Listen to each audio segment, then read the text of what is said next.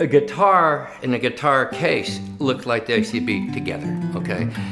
Let's look at it this way. If you have a Ferrari, you got a nice garage for that Ferrari, okay? That's the best because that's the package. And that's what we were looking for when we wanted these cases, was to have the thing belong in that damn case. For almost 40 years, every time we put our guitar into a guitar case, felt a sense of, oh, this ain't right. Standard guitar cases are very functional, but maybe not quite as elegant or classy as he would like to see, especially when it comes to having a Collings guitar in it. It's just like we make this beautiful stuff, put our whole heart and soul in it, and it goes in a mediocre thing that fits 15 other instruments. I think he was aware that it would be really hard for someone with standard kind of case production to make what he had in mind.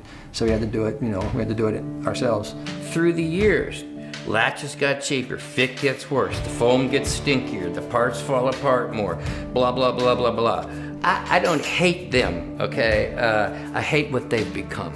I didn't talk to Bill about his procedure and how he figured out how to do this, but my guess is that he analyzed about 50 vintage cases and took the best pieces and points from each of those cases and applied it to his new case. Bill borrowed cases from everybody he could find and ate the meat, spit out the bones. I wanted my case to be an extension of our guitars. I wanted to say, these things belong.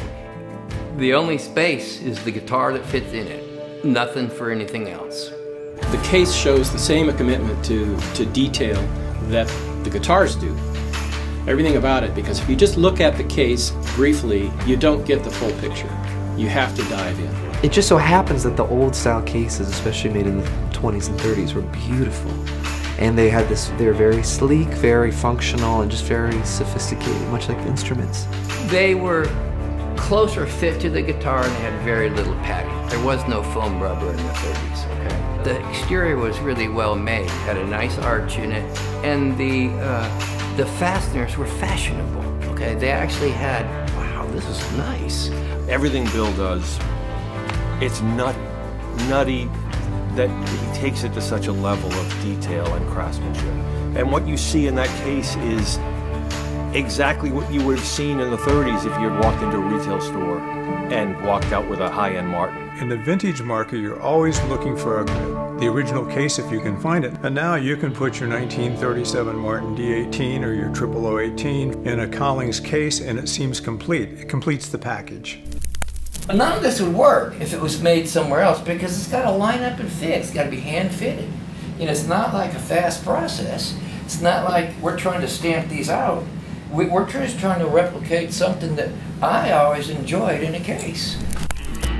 He's taken it to this level that I don't think they even had the ability to do back then, or maybe they didn't even recognize the need to do it to this level. The genius of Bill Collings is to take something that we take for granted and to elevate it to this work of both craftsmanship and art and functionality.